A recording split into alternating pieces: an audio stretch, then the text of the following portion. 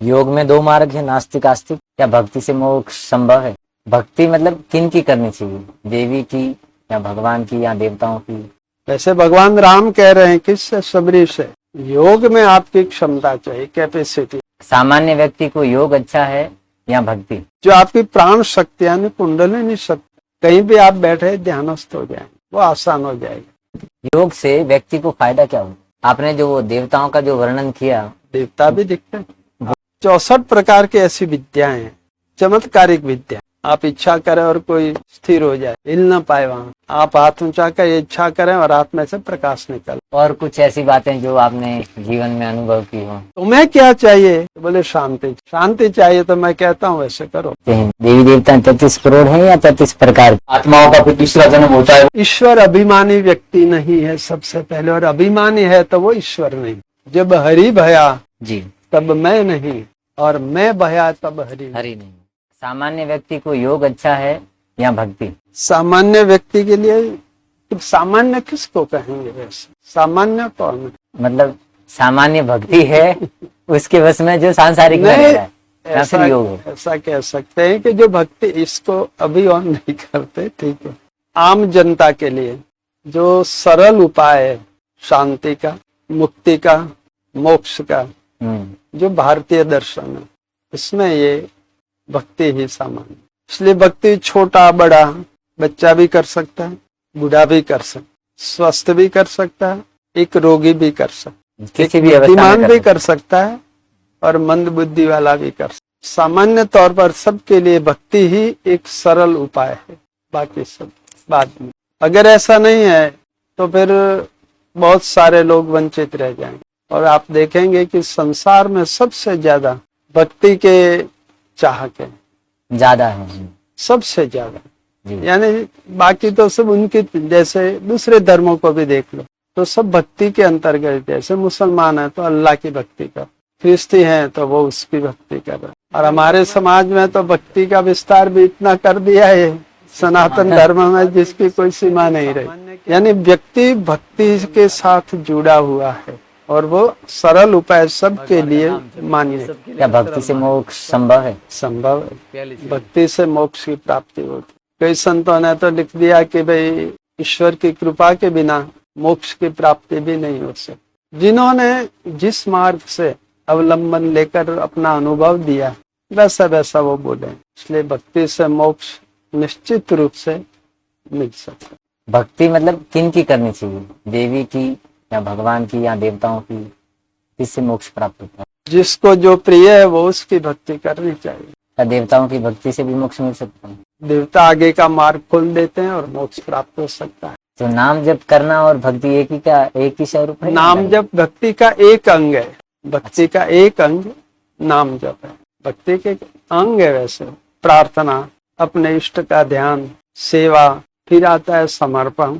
प्रथम भक्ति संतन कर संग, ऐसा तुलसीदास जी लिखते हैं। भक्ति का अगर आप रियल भक्ति करना चाहते हैं, ठीक है, वो कामना लेकर आप मंदिर में गए, एक इच्छा लेकर, और कि चलो मेरा काम होगा तो मैं इतना डोनेशन दे दूंगा या ये करूंगा या वो करूंगा, वो एक स्वार्थ युक्त भक्ति है। लेकिन जिसको आत्म कल्याण, जिसे तुम मोक्ष कहते हो, वो भक्ति करनी है तो फिर उसको संतों का संग करना ही पड़ेगा। और इसीलिए तुलसीदास जी ने लिख दिया। वैसे भगवान राम कह रहे हैं किससे? सबरी से। नवदा भक्ति, भक्ति के 9 प्रकार, यानी 9 प्रकार से भक्ति कर सकते, एक से दूसरी बढ़कर है। नवदा भक्ति में नवदा क्या अलग अलग अलग मैंने सुना है, लेकिन ये अलग है, अलग।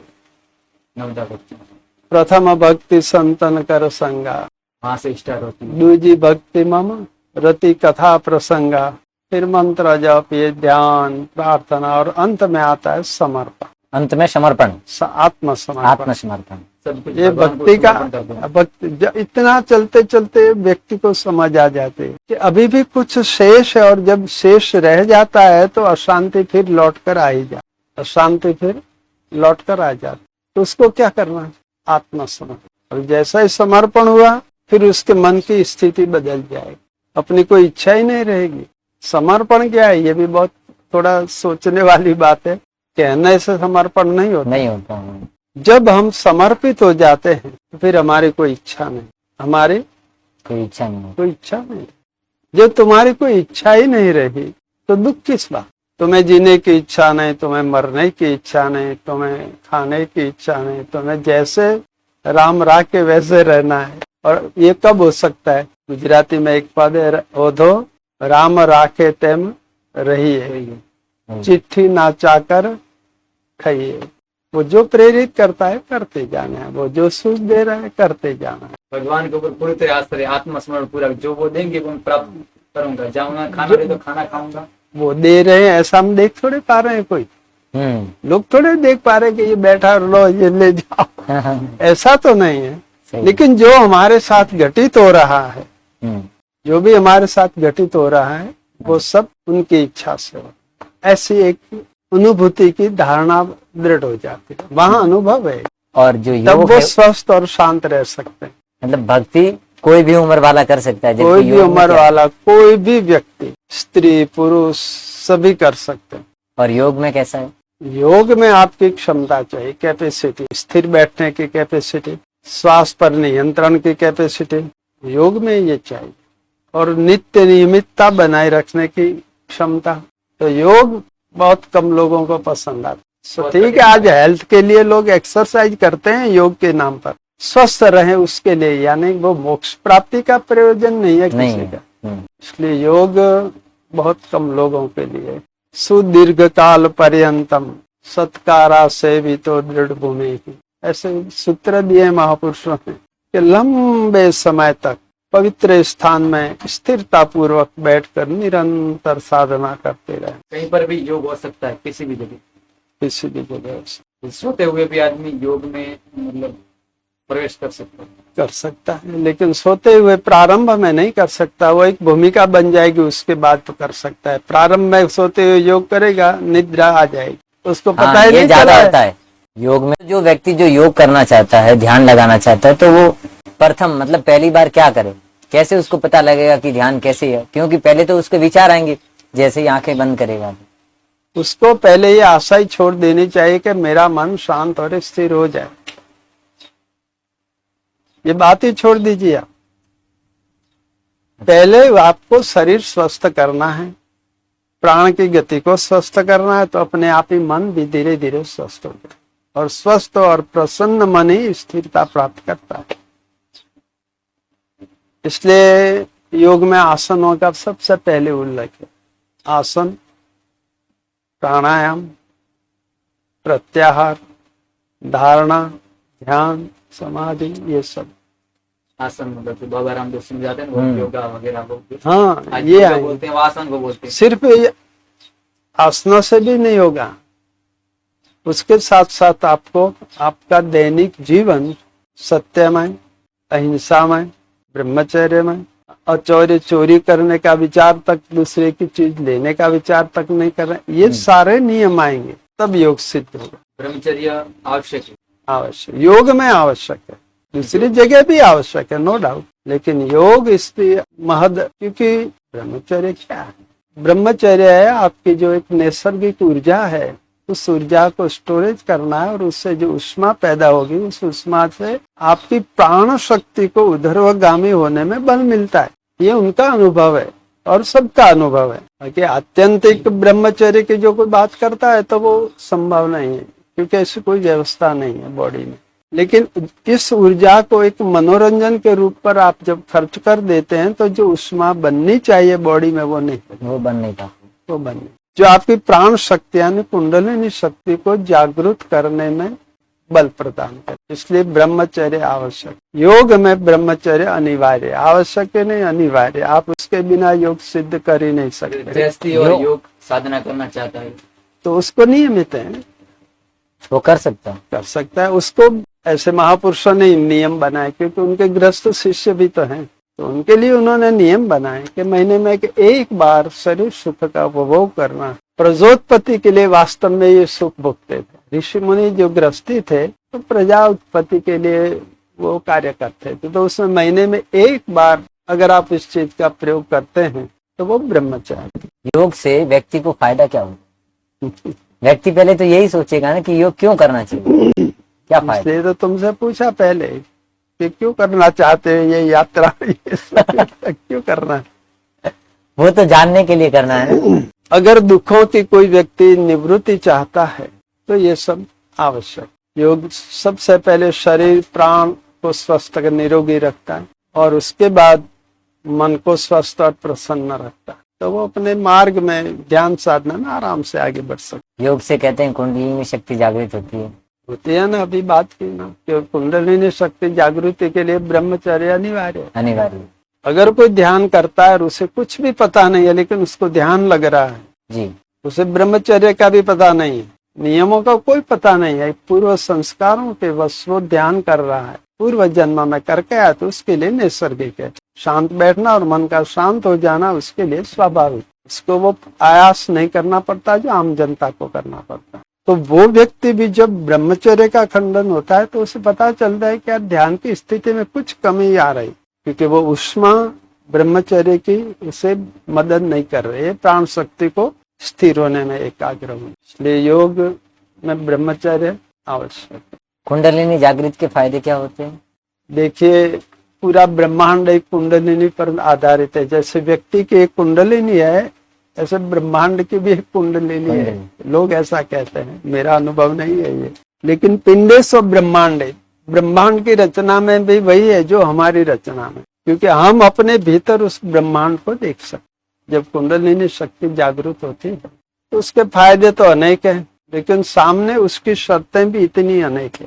कुंडलिनी जागृत होने के बाद वापस वो शांत हो सकते हैं। ऐसा नहीं है कि फिर आप जैसे चाहे वैसा करेंगे तो चलता रहेगा, नहीं, शांत हो जाएगा। मन की बात को जान, कुंडलिनी जागृति के लक्षण क्या हैं वो भी जानना पड़ेगा उसको। बाकी कुंडलिनी जागृति से अगर फायदे की बात ही करते हैं तो सबसे बड़ा फायदा है आत्मज्ञान की प्राप्ति। ये सबसे बड़ा फायदा, अपने मूल रहस्य को, सेल्फ रियलाइजेशन, वहां तक ये ले जाएगा।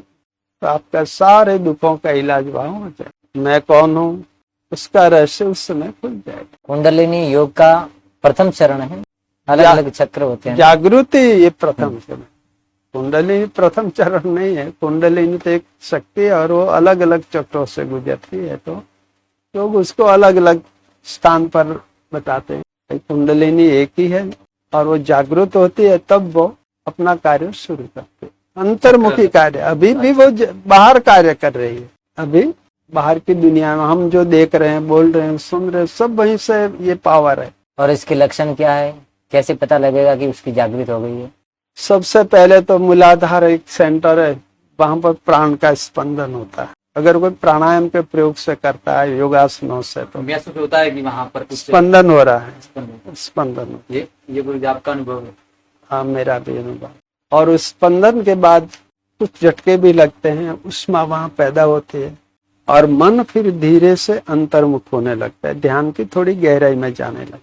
कहीं भी आप बैठे ध्यानस्थ हो जाएंगे, वो आसान हो जाएगा। आपको कुछ अनुभूतियां भी होने लगेगी, प्रकाश का दिखना, देवताओं का दिखना, साधु संतों का दिखना, ये सब होगा।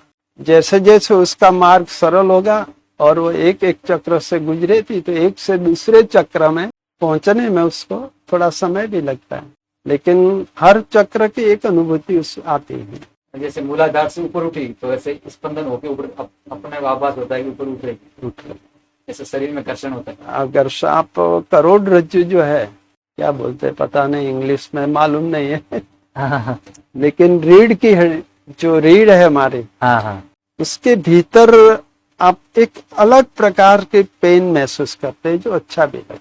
अच्छा, पेन भी अच्छा लगता है? पेन भी अच्छा, वो पेन कुछ अलग प्रकार का है। आप ये सामान्य पेन से उसकी तुलना नहीं कर सकते, लेकिन वो है। और कुंडलिनी शक्ति जागृत होने से पहले अगर कोई सही मायने में आसन प्राणायाम करेगा तो प्राण शक्ति का आविर्भाव होता है और प्राण शक्ति देह को शुद्ध करेगी, शरीर के रोगों को दूर करने का पहला प्रयास है, क्योंकि आपको दीर्घ काल तक बैठना है। आसनों में कौन सा आसन अच्छा है जो हम कुंडलिनी को अगर जागरूक करना चाहे तो डेली आसन करें? जैसे कि मतलब वृक्षासन हो गया, ये सब मतलब शल्भासन वगैरह। और कितने दिन में सिद्ध हो सकती है? दिन का कोई माप तोल नहीं हो सकता, मतलब साल 2 साल ऐसा कुछ भी नहीं? देह की शुद्धि होते ही, मन की शुद्धि होते ही ये जागृत हो जाए। देह की और मन की शुद्धि नहीं तो भले पूरे जीवन योगा करो, पूरे जीवन कुछ भी नहीं, वो एक्सरसाइज बन के रह जाएगा।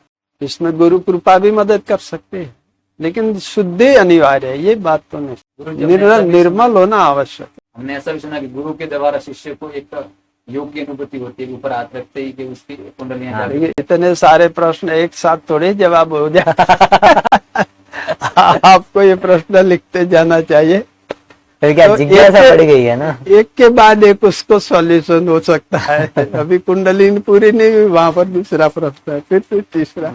और कुंडलिनी के बारे में कुंडलिनी जागृति के प्रकाश दिखना, मन का शांत और स्वस्थ रहना, जी अच्छा कुछ घटनाओं का आपके भीतर आभास हो जाना, जी। और ऐसे कुछ लक्षण है जो कुंडलिनी जागृति के। आपने जो वो देवताओं का जो वर्णन किया, देवता भी दिखते हैं, वो मतलब अपने को जैसे वो सपने में जैसे दिखाई देते हैं या जैसे वो सीरियलों में दिखाई देते हैं वैसे होते हैं? नहीं सामने भी दिखाई दे सकते हैं, किसी को बहुत सौ को सामने दिखते हैं, उनसे बात भी वो कर सकते हैं। नहीं, जैसे हम लोगों ने रामायण सीरियल में देखा, वो एक मुकुट होता है और पीताम्बर जैसा पहना हुआ है, वैसे ही होते हैं ना, ऐसे भी होते हैं। देवताओं की अलग से व्यवस्था। आकृति में मनुष्य जैसे होते हैं, दिखने मनुष्य में। जैसे वो चाहे जैसे आकृति बना सकते हैं, तो कोई एक आकृति का बंधन नहीं है, लेकिन वो जितने निर्मल होते हैं उतनी उनकी त्वचा सौम्य होती है, सुंदर होती है, प्रकाशित होती है। सौम्य जानते हैं? सामने का नहीं। सौम्य का अर्थ है आप वो दर्शनीय होते हैं, ऐसा लगता है कि उनको देखते ही रह जाए, उनको देखते ही दिल को प्रसन्नता होती है, आनंद। हम सम्मोहित हो जाते हैं उनको देख कर। ऐसे फूल से भी ज्यादा, गुलाब का जैसे फूल है, जी वो फूल से भी ज्यादा वो नाजुक कोमल होते हैं, मतलब, और इतने ही प्रकाश से परिपूर्ण हो। इसलिए तो लोग देवताओं के पीछे जाते हैं। क्या मनुष्य भी देवता हो सकता है योग के माध्यम से? योग के माध्यम से क्या मनुष्य भी देवता बन सकते हैं? बन सकता है, वो देवताओं से ऊपर जाता है। जहाँ देवता नहीं पहुंच सकते वहां वो पहुंचता है योग। योग से इसलिए कहते हैं कि सभी देवताएं ज्ञानी पुरुष की स्तुति करते हैं, और इसलिए लोगों ने अपने गुरु को देवताओं से बड़ा बना दिया। क्योंकि देवता भी वहां से नीचे रहते हैं, क्योंकि वहां तो फिर सिमट जाना होता है ना। देवताओं का भी व्यक्तित्व है, व्यक्तित्व। और कुछ लोग ऐसा मानते हैं कि देवता मुक्ति नहीं दे सकते, लेकिन दे सकते। लोग तो ये भी वो कहते हैं, कैसे देते हैं ये भी सुन लो। रामकृष्ण परमहंस को यहाँ याद कर सकते, शायद नाम तो सुना होगा, जी सुना। विवेकानंद जी। विवेकानंद जी के गुरु, हाँ जी। तो सबसे पहले उन्होंने महाकाली की आराधना शुरू, फिर महाकाली का साक्षात्कार किया। उसके बाद उनके जीवन में एक अलग प्रकार का जीवन शुरू हुआ जो उन्हें भी पता नहीं चलता, क्योंकि उसके बाद उन्होंने 64 तंत्र की साधनाएं की। कितने? 64 तंत्र क्या है? 64 प्रकार की ऐसी विद्याएं हैं, चमत्कारिक विद्याएं। जी आप इच्छा करें और कोई स्थिर हो जाए, हिल ना पाए, वहां आप हाथ ऊंचा कर इच्छा करें और हाथ में से प्रकाश निकल आए, टॉर्च की जरूर न पड़े। ये 64 विद्याओं में आता ऐसी है। 64 विद्याओं में सब ऐसे बहुत है। और वो रामकृष्ण देव ने सभी विद्याएं सिद्ध की। एक विद्या को सामान्य व्यक्ति को जिसका मन सुस्थिर नहीं है, उसको एक विद्या को सिद्ध करने में 12 साल लगते हैं। तो रामकृष्ण देव को 64 विद्याओं में कितने साल लगने चाहिए? कितने जन्म निकल जाएंगे। हाँ। लेकिन रामकृष्ण देव के पास वो क्षमता थी, कैपेसिटी थी मन पर उसको स्थिर करने की। वो जहाँ स्थिर करते वहां से वो भटकता ही नहीं, वहां से उसको हिलना ही नहीं है। इसका मतलब हुआ कि रामकृष्ण परमहंस जी का मन बिल्कुल निर्विषय, उसके भीतर कुछ भी नहीं है, खाली है वो मन। उसमें कोई कामना नहीं है, न स्वर्ग न मोक्ष न देवी न देवता न भगवान न ईश्वर न कुछ भी नहीं, वो ब्लैंक है। और वो जहाँ चाहे उसे स्थिर कर सकते, नहीं तो वो भटक जाएगा। एक भी इच्छा होगी तो उधर चला जाएगा। और वो 3 दिन में एक साधना पूरी कर ली, जो 12 साल में होती है। जो 12 साल में होती। बहुत गजब की बात। उसके बाद उन्होंने फिर और प्रयोग शुरू किए, कृष्ण के साक्षात्कार, राम का साक्षात्कार, मुस्लिम धर्म का साक्षात्कार, क्रिस्तियों का साक्षात्कार, और अंत में उन्होंने मोक्ष ब्रह्म पद जिसे कहते हैं, सेल्फ रियलाइजेशन। देखिए अपने आत्मा को जानना कितनी ऊंची बात। सारे ये देवी देवता धर्म पीछे छूट गए, ये चमत्कारिक सिद्धियां पीछे छूट गई। वहां वही पहुंचता है जिसको कुछ नहीं चाहिए, जिसको कुछ नहीं चाहिए। और रामकृष्ण परमहंस ये देवता कैसे काम करते हैं ईश्वर अपने आत्म स्वरूप तक, मोक्ष तक ले जाने में, तो फिर उन्होंने ये ब्राह्म्य स्थिति का अनुभव किया। और इसका एक क्या कहते हैं घटना बनती है, एक तोतापुरी जी करके दिगंबर से सिर्फ लंगोटी पहनते, और वो 3 दिन से ज्यादा कहीं रुकते ठहरते नहीं। वो कलकत्ता पहुंचे जहाँ रामकृष्ण परमहंस, दक्षिणेश्वर महाकाली मंदिर, उन्होंने रामकृष्ण परमहंस तोतापुरी जी ने, इसको लगे ये तो बिल्कुल ब्रह्म पद के लायक, निर्मल है इसका अंतःकरण, इस मन में कोई कामना ही नहीं है, और ऐसा तो ब्रह्म जिज्ञासु ही होता है। तो उन्होंने उससे पूछ लिया कि इधर आ, वो युवान थे रामकृष्ण परमहंस, ये वृद्ध थे, तो कहा कि तुझे ब्रह्म विद्या चाहिए। अब इन्होंने कहा कि मुझे माँ से पूछना पड़ेगा। माँ कौन? महाकाली। वो जब चाहे तब महाकाली से बात कर सकते, मंदिर में जाते माँ से पूछते और माँ जवाब देती। हमारे लिए जो पत्थर दिखता है उनके लिए वो माँ थी।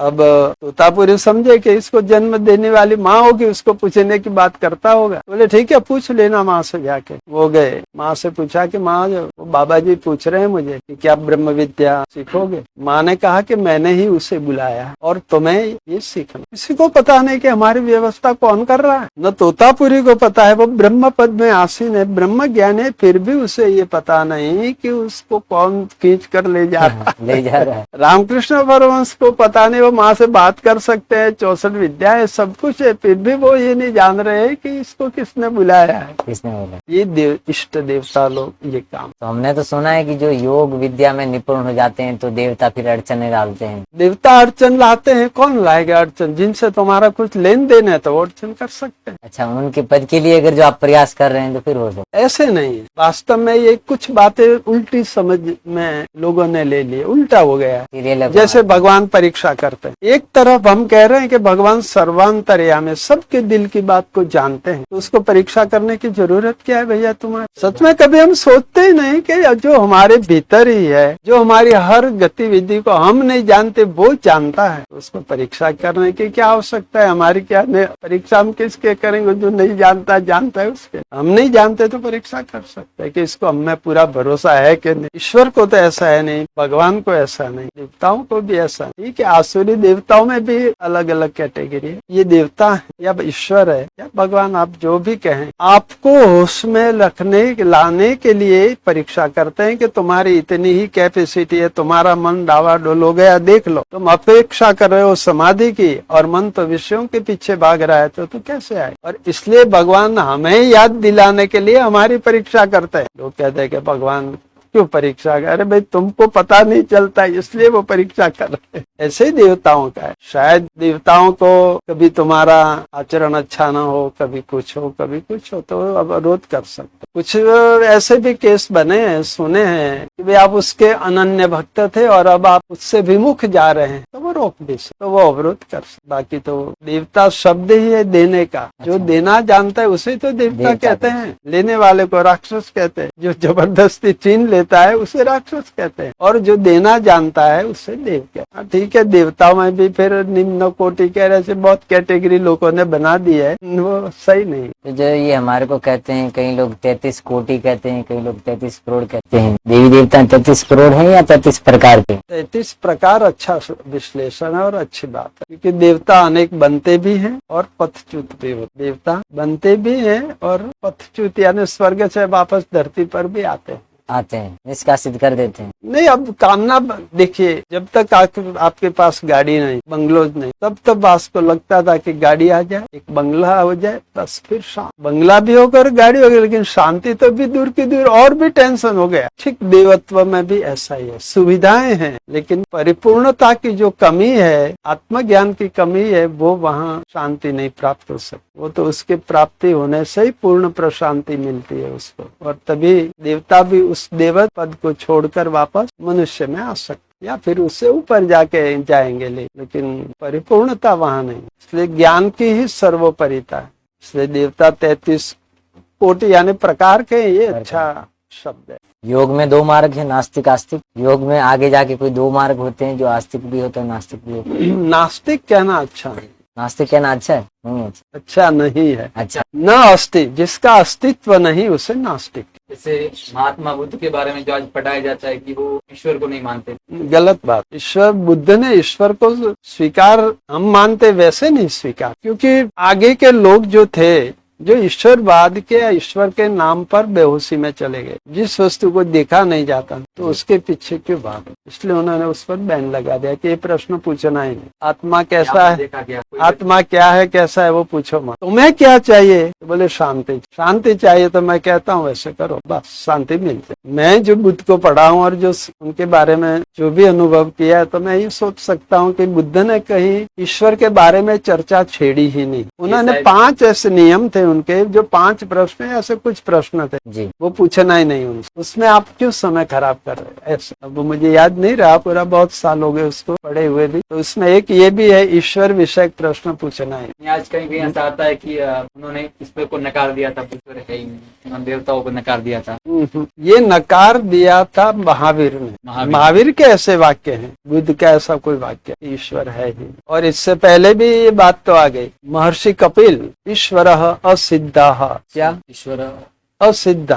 ईश्वर को सिद्ध नहीं कर सकते तर्क से, ईश्वर को तर्क से सिद्ध नहीं कर सकते। हम अगर ईश्वर माने कि मतलब पर ब्रह्म वही है, जैसे मतलब हमें शंकर भगवान है, विष्णु भगवान है, ब्रह्मा जी है, माता जी है, वो देवों में रहेंगे, ये सब देवों में है। देवों। पर ब्रह्म फिर ईश्वर कौन है? अव्यक्त है। फिर उसका भी तो कोई आकार होगा। नहीं, आप इस बात को कैसे समझेंगे? अनुभूति के बिना ये बात समझ आना कठिन है। लेकिन एक बात मैं बार बार, यही मुझे एक दृष्टांत दिखता है और दिखता भी नहीं है, कि आप माँ के गर्भ में जब से आपको होश आया तब से आप हमेशा नींद लेते हैं। बच्चा नींद लेता है गर्भ में भी, गर्भ से बाहर आने के बाद भी उसकी नींद रहती है, और मरते दम तक नींद में वो हमेशा जाता है। क्या कोई बता सकता है कि ये नींद क्या है, कैसी है? ब्लैक है, व्हाइट है, गोल है, समचौरस है, लंबी है, क्या है? कोई नहीं कह सकता। तो कोई ये भी नहीं कह सकता कि नींद नहीं है। ठीक, तुम नाम बदल सकते हो कि विश्रांति का एक पल है, कुछ भी है, लेकिन है कुछ। ठीक, अव्यक्त ईश्वर ऐसा ही,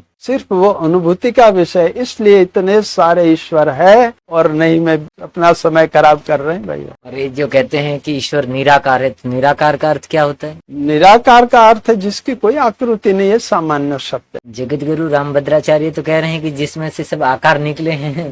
हाँ, लेकिन उसका अपना कोई आकार नहीं है ना। रामभद्राचार्य ने ये कहा कि उसका आकार है। उन्होंने बोला कि जिसमें से सभी आकार आकार निकले हो। हैं, लेकिन वो कैसा है? जिसमें से आकार निकले वो कैसा है? अगर जो वो है ही नहीं तो आकार किस में से नहीं? देखिए, इसके लिए आपको सृष्टि के सर्जन का पूरा सिद्धांत समझना पड़ेगा। ये वैज्ञानिक है सब, इतना सारा छोटे समय में समझाना ठीक नहीं है। लेकिन एक बात और स्पष्ट कर देता हूँ मैं, अगली वाली बात की पुष्टि के लिए, कि ईश्वर निराकार। ये करंट को आप देख सकते हैं? कभी नहीं देखा किसी ने? नहीं, महसूस बनाने वाले को भी, जिसने पहली बार इसका खोज की करंट की, उसे भी पता नहीं कि यह है कैसा। हाँ जी। लेकिन है वो पता चला। ठीक, ईश्वर ऐसे दिखता नहीं है, लेकिन उसकी सारी सृष्टि की जो प्रोसेस देखते हैं तो बोलते हैं कि कोई सत्ता है ये सब हो रहा है। आप इसे प्रकृति का नाम दे दीजिए, मैं ईश्वर नाम दे दूं, और कोई और तीसरा नाम दे दे, लेकिन है तो ईश्वर को हम देख सकते हैं, मतलब अगर कोई देखना चाहे तो देख सकते हैं। देखिए, अब थोड़ी व्याख्या बदलनी पड़ेगी, व्याख्या नहीं लेकिन भाषा बदलनी पड़ेगी। प्रकृति और पुरुष यानी चेतना, जिसका एक नाम शुद्ध ब्रह्म आत्मा, ऐसा भी एक प्रकृति और पुरुष, इन दोनों से समस्त सृष्टि का ये दृश्यमान श्रोतव्य पंच ज्ञानेन्द्रिय दे हमारी, हम जितना देख सकते हैं, सुन सकते हैं, कल्पना कर सकते हैं, स्पर्श कर सकते हैं, सूंघ सकते हैं, स्वाद ले सकते हैं, सारा का सारा व्यापार इन दो से ही होता है। इन दो में से एक भी अलग हो गया तो कुछ नहीं। शरीर से आत्मा जुदा हुई, कोई स्वाद नहीं ले सकता, ना कुछ भी, ना आत्मा स्वाद ले सकता है, ना शरीर कुछ कर सकता, दोनों ही अलग हो। आत्माओं का फिर दूसरा जन्म होता है, वो पशु नहीं भाई, अभी जाने, अभी उस बात को याद रखिए अगले वाली सृष्टि के सिद्धांत को, ईश्वरवाद को हम स्पष्ट करते हैं थोड़ा। अव्यक्त, आदि शंकराचार्य ने लिखा है, ज्ञानावली एक स्तोत्र है इनका, अव्यक्त, अव्यक्तो अहम, मैं अव्यक्त हूँ। हर कोई अव्यक्त है मूल में, मैं ही हूँ ऐसी बात नहीं, मैं जानता हूँ, लेकिन मूल में तो तुम भी अव्यक्त ही। अब अव्यक्त अव्यक्त का संयोग प्रकृति से, और जिन महापुरुषों ने इसके प्रारंभ का जो शब्द दिया है, तो ये दोनों का संयोग से एक घटना घटित होती है। प्रकृति की साम्यावस्था वो छोड़ देती है। कैसे कहें साम्यावस्था के क्योंकि इसके लिए समझने में बहुत लंबा पढ़ना पड़ेगा आपको। कुछ शब्द ऐसे होते हैं कि व्याख्या इसकी खोज हम करेंगे धीरे धीरे। प्रकृति की साम्यावस्था यानी वहाँ प्रकृति शांत है, और उस ब्रह्म में, उस आत्मा में एक चेतना है, उसकी एक शक्ति है, और उसका प्रकृति संयोग होते ही उसमें विस्फोट होता है लोगों की भाषा में, यानी उसमें घटना शुरू हो जाती है, हलचल शुरू होती है, और हलचल शुरू होते ही सर्जन शुरू होता है। और सर्जन में सबसे पहले प्रकाश और एक शब्द की ध्वनि क्या होता है? प्रकाश और ध्वनि। ध्वनि है ओमकार की, जिन्होंने वो सुना और देखा तो प्रकाश, क्योंकि उसके आगे कुछ न देखना है न सुनना है, इसलिए यहाँ तक ही कोई जा सकता है। अभिव्यक्ति का बल वहाँ तक ही है, आगे का मन बुद्धि पकड़ नहीं सकते। आपकी ध्यान मार्ग की बात करें कि हमने प्रकाश देखा या फिर धम्मी सुन ओमकार, ओमकार उसके आगे फिर कोई जाना, अगर हमने सुन फिर लिया शांत हो जाएंगे, फिर हमने मन बुद्धि शांत हो गए, जैसे नींद में चले गए आप, फिर कुछ उसके नहीं आगे गए। भी जाना चाहिए, कि आगे भी जाना चाहिए, मतलब हमने जैसे प्रकाश से आगे जाना है। अगर आप मूल सत्य को जानना चाहते हैं, अपने निज स्वरूप को, तो आगे जाना। क्योंकि देखिए यहाँ पर अभी दो हैं, मैं और प्रकाश। मैं प्रकाश को देख रहा हूँ, मैं इससे अलग हूँ तब देख रहा हूँ ना। मैं ओम की ध्वनि सुन रहा हूँ क्योंकि मैं ओम से अलग हूँ, तो अभी ऐक्य नहीं, अभी मेरा अपना रहस्य पूरा घटित नहीं हुआ। मैं शरीर में इतना मैं जान लिया हूँ, लेकिन अभी मेरा वास्तविक स्वरूप क्या है वो अभी भी नहीं। इससे आगे जाना। गुरु जी आपके अनुभव में आया तभी तो बात कर रहा हूँ बात इसलिए कर रहा हूँ कि मेरा तो नहीं, ईश्वर का अनुग्रह से ये अनुभूति है। क्योंकि मैं देखा हूँ कि बहुत सालों के बाद मुझे पता चला कि मुझे किसी ने चलाया है, मैंने कुछ नहीं किया, लगता था कि मैं कर रहा हूँ। सच में आपका व्यक्तिगत अनुभव है ये व्यक्तिगत अनुभव, मुझे किसी ने चलाया है समय पर मुझे जो होना था होता। हम प्रकाश की बात कर रहे हैं। अब यहाँ से प्रकाश में से अवतरण शुरू होते हैं, रूप बनते देवों के रूप, फिर प्रकृति का संयोग से तामसिक राजसिक ऐसे अनेक सृष्टि बनती जाती है। धीरे धीरे धीरे चेतना नीचे के प्रकृति के गुणों में से सर्जन होता है। जो भी कह रहे थे कि भाई प्रकाश में से, वो राम भद्राचार्य जी के देवता जिसमें से सब बाहर आए, जिसने सबको बनाया वो ईश्वर। तो ये प्रकाश से बनते हैं, और प्रकाश अव्यक्त से आता है। एक लिंक है, आप फैन देख रहे हैं, लेकिन फैन के वायर को फिर देखेंगे अंदर के जी, फिर वायर के अंदर के वायर को देखेंगे, कवर को छोड़कर फिर अंदर प्रवेश करेंगे तो कॉपर दिखे या जो दिखे जी, मेटल दिखेगा, तो भी कहाँ हाथ में है। अभी तो वो करंट हाथ में नहीं आया। अब या तो आपके पास टेस्टर है या फिर आप छू कर देखिए। हाँ, दो रास्ते हैं। अगर आपके पास टेस्टर है तो पता लग जाए कि हो यार इसमें करंट है, बिजली हो गई, चमक हो आ गई। हाथ देंगे तो पर्रा जाएंगे आप, तब पता चलेगा कि यार करंट है अंदर। तो ये जिसमें से सब बन रहे हैं वो है ईश्वर, और वो है अव्यक्त चेतना। इतना बुद्ध कैसे गहराई में जाएंगे और किसको समझाएंगे? अव्यक्त, जिसको व्यक्त नहीं कर सकते, व्यक्त नहीं कर सकते आप। और कौन है सामने ऐसा सुनने वाला और कहने वाला? तो बुद्ध उसकी बात करेगा, और उससे लोगों को फायदा भी क्या होगा? आगे बहुत सारी ऐसी बातें हो गई। आगे बुद्ध से पहले ये बातें बहुत चर्चित हो गई और आम लोग कहने लगे कि ईश्वर है। ये घटना याद है बुद्ध के जीवन की, मैंने पढ़ी है। वो और आनंद भिक्षाटन को निकले। आनंद उनका एक शिष्य। एक व्यक्ति मिला, बुद्ध से पूछा कि बनते यानी भगवान क्या ईश्वर है? बुद्ध ने कहा कि नहीं, ईश्वर नहीं। वो सोच में पड़ गया, कैसे नहीं? बुद्ध चल दिए, उसके पास बात करने को टाइम नहीं था क्योंकि वो फालतू बात थी। और आगे चले, दूसरा एक व्यक्ति मिला, भगवान क्या ईश्वर नहीं है? बुद्ध ने कहा कि है। और भी चले, भिक्षाटन करते बैठे जो थक कर। एक और व्यक्ति आया, उसने पूछा कि भगवान ये ईश्वर कुछ समझ में नहीं आ रहा है कि नहीं है, क्या है? जो शांत ध्यान में बैठ, और वो भी ध्यान में बैठ। आनंद सोच रहा है कि ये क्या हो रहा है। सब कोई भी साथ में होगा तो सोच में पड़ जाएगा कि हर किसी को अलग अलग जवाब दे रहे हैं। लेकिन बुद्ध का जब ध्यान पूरा हुआ, वो आदमी भी उठा, प्रणाम करके चल दिए। बुद्ध और आनंद भी चल दिए, अपने स्थान पर आए। आनंद के मन में ये विचार चल रहे, प्रश्नों पर प्रश्न, ये कैसा व्यवहार, क्या है? रात हो गई, ठीक बुद्ध सोए, उधर आनंद है, लेकिन आनंद को आज नींद नहीं आ।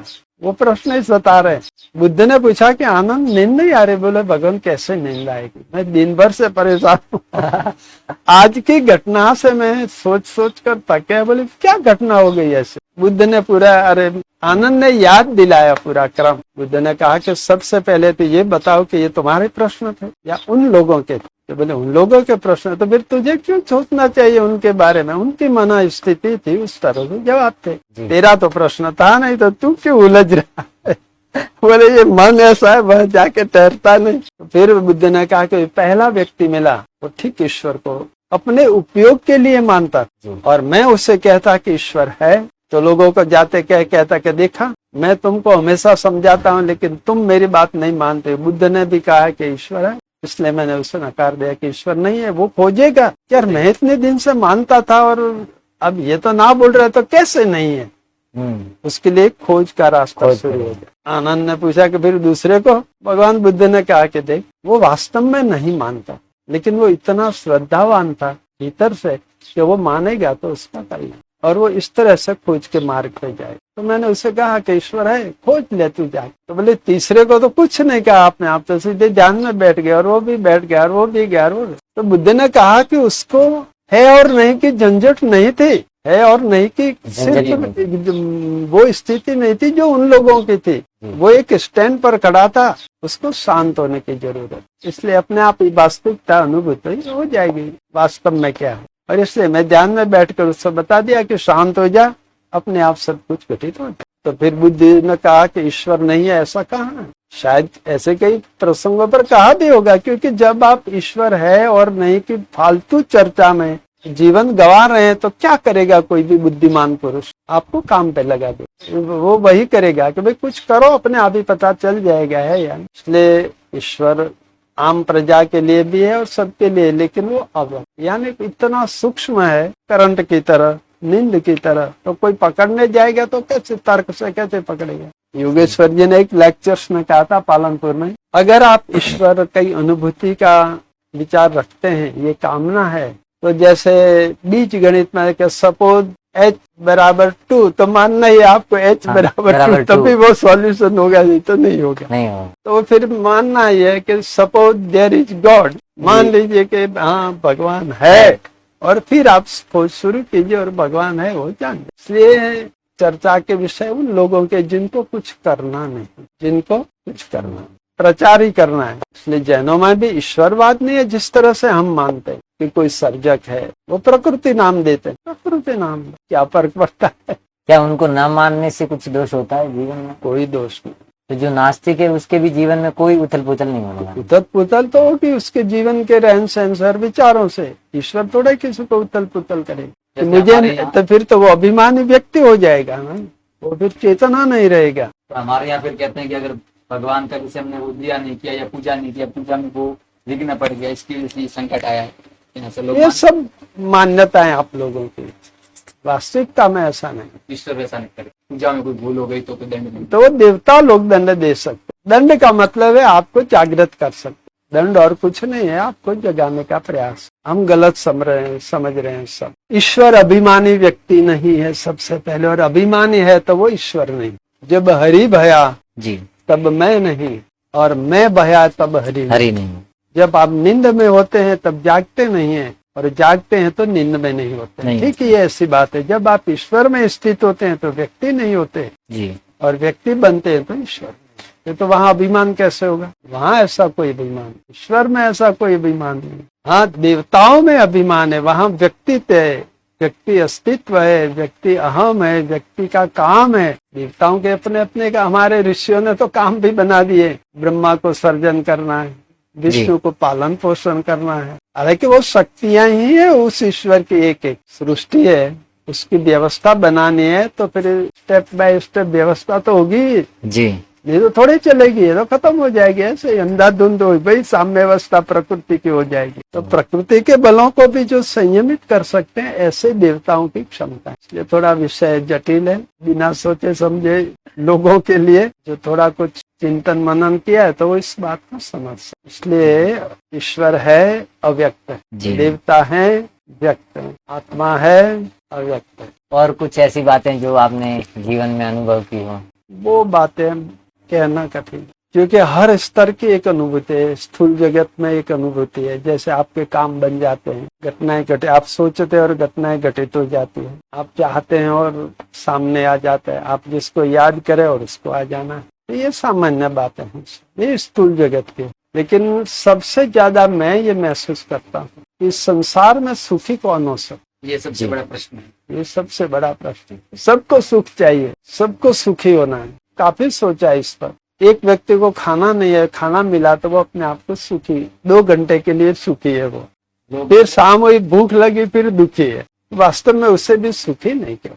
इसी तरह हर चीज में अगर कोई सुख खोजता है जी, तो उसको निराश ही होना है, 2 पल के बाद निराश हो। दुख जैसे कई लोग धन में, महलों में, राजपाट में, नेताओं में, जैसे कि हम उसमें जाएंगे सुख मिलेगा, वहां जाएंगे सुख मिलेगा।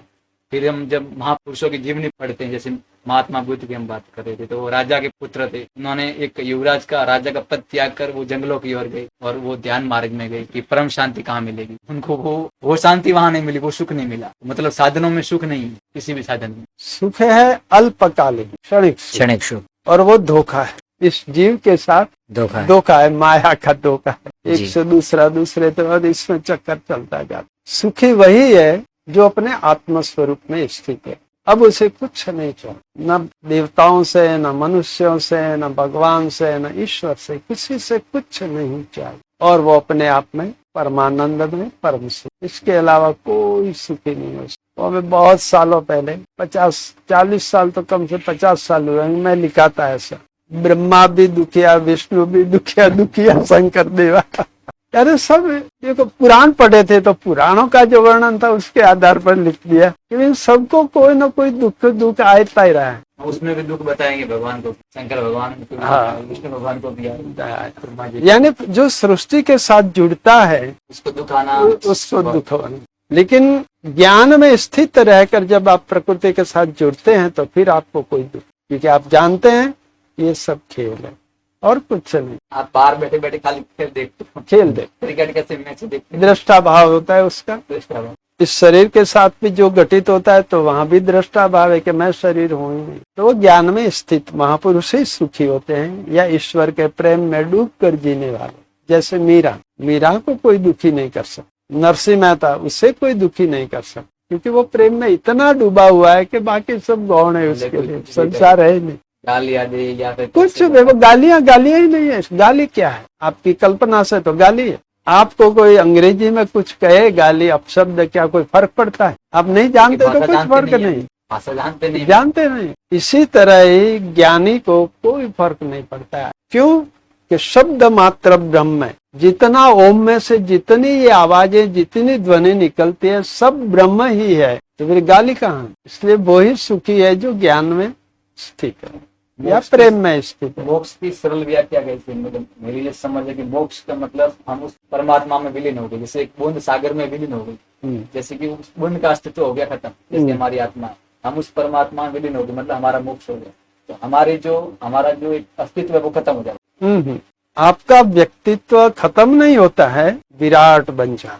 क्या बन जाता है? विराट। समुद्र में बूंद मिल गई तो बूंद समुद्र बन गई, फिर वो बूंद नहीं रहती, इतना जरूर है, लेकिन वो समुद्र बन गई, वो खत्म नहीं हुई है। वो अभिमान खत्म हो गया कि मैं एक बूंद हूँ, मैं एक बूंद हूँ। वो व्यक्ति अहम अभिमान वो खत्म हो गया, लेकिन आप विराट बन गए, अनंत बन। तो कभी मन में विचार आता कि भाई कहीं कहते मोक्ष मतलब अपनी आत्मा को परमात्मा में विलीन करना। ठीक है, मेरे मन में ऐसा है कि परमात्मा में आत्मा विलीन होती है तो उसका अस्तित्व खत्म हो जाता है, जैसे बूंद सागर बूंद का अस्तित्व अहम आपका खत्म हो जाएगा, बाकी सब कुछ ठीक है, ऐसा ही है, आप अनंत बन जाएंगे। वास्तव में तो आप अव्यक्त ही हैं, बस शांत जैसे हुए आप हैं और नहीं से परे। ऐसे हैं ऐसा भी नहीं कह सकते और नहीं है ऐसा भी नहीं कह सकते। इसलिए पहले मैंने कहा कि ये अनुभूति के बिना समझना बहुत मुश्किल है। जिस दिन अनुभूति आएगी उस दिन ही पता चलेगा कि मैं क्या हूँ। इसलिए आदि शंकराचार्य ने वेदांत में लिखा है कि सबसे पहला प्रश्न ये होता है कि कोहम, मैं कौन हूँ, और ये कैसे कहाँ से आ गया मैं? कोहम कुतस्य आयामि। और ये मृत्यु नष्ट के बाद ये शरीर नष्ट हो जाता है तो फिर क्या है आगे, गति क्या है आगे? तो हम कुतस्य आयामि, का गति ही, मेरी क्या गति? इतने ही प्रश्न है मुख्य व्यक्ति के पास, इन दुखों से परे जाने का इतना ही खेल है और कुछ नहीं। इसलिए बहुत आसान है, बहुत आसान। जो हम हैं ही उसको जानने में इतनी दिक्कत क्यों हो रही है पता नहीं चलता। जो हम हैं उसको ही जानने में दिक्कत, क्योंकि बीच में मन खड़ा है और जी। दिक्कत मन की है और किसी की नहीं है। मन और आत्मा दोनों अलग अलग। अलग अलग मन का जैसे कि कोई अलग से आकार, जो सूक्ष्म शरीर होता है, नहीं, ऐसा कोई आकार नहीं होता, लेकिन स्पंदनों के आकार आप अगर पकड़ सकते हैं तो ठीक है। ये विचार है, मन उस चेतना में से विचारों का प्रकट होते ही रहना, इसे मन कहते हैं। विचारों पे सोचना एक ही शक्ति का पूरा आयाम है, एक ही शक्ति का पूरा कार्य है। मन, बुद्धि, चित्त और अहंकार, ये सब एक ही लिंक में से खड़े हो रहे बार बार, और इतनी क्या कहने तीव्र गति से कि हम उसे काल की मर्यादा में माप नहीं सकते। तरंग फूटा, उस पर बुद्धि ने सोच लिया और अहंकार ने उस पर मोहर लगा दी कि यही करना है बस। इसलिए उसका कोई सूक्ष्म शरीर की तरह आप अगर खोजेंगे तो नहीं है शरीर में, लेकिन स्पंदन आएगा आगे। ऐसे स्थूल, सूक्ष्म, कारण, ऐसे आनंद, ऐसे शरीर का नाम दिया गया है उसको, क्योंकि उसका अस्तित्व तो है। जैसे कि हमारा शरीर है, पर इससे तो भिन्न एक सूक्ष्म शरीर होता है। जैसे योग में बताया गया, जैसे हम कोई ध्यान में बैठता है, फिर वो उसका सूक्ष्म शरीर बाहर आ सकता है, या फिर कहीं बाहर विचरण कर सकता है, फिर वापिस अंदर आता है। शंकराचार्य का भी ऐसा हुआ था कि वो कर सकते, ध्यान में बैठ के फिर राजा के शरीर में क्या था प्रवेश कर सकते, ये सब हो सकता है। तो चेतना का ही एक स्वरूप माना है, प्रकृति का संयोग, चेतना का प्रकृति से, जड़ प्रकृति से संयोग बनता है तो चिति शक्ति शब्द है वहां पर है। और चिति शक्ति के हिसाब से फिर ये मन सक्रिय होता है, बुद्धि होती है, ये सब एक ही शक्ति। लेकिन इतना स्पीडी कार्य के पकड़ना कठिन है। इसलिए सारी झंझट छोड़ के शांत हो जाना, भगवत स्मरण करना, नाम जप करो। इसलिए पहले जो बात की कि सबके लिए सामान्य क्या है, भगवान का नाम, भगवान का नाम जप, ये सब के लिए एकदम सरल मार्ग है। सरल नाम, पहली सीढ़ी, बस। और आखिरी सीढ़ी, पहली और आखिरी सीढ़ी यही है। एक ही नाम। सभी सीढ़ियों को पार करवाते करवाते समाधि होंगे, तब वो नाम छूट जाएगा। ठीक है, काफी बातें हो गई काफी बात है। और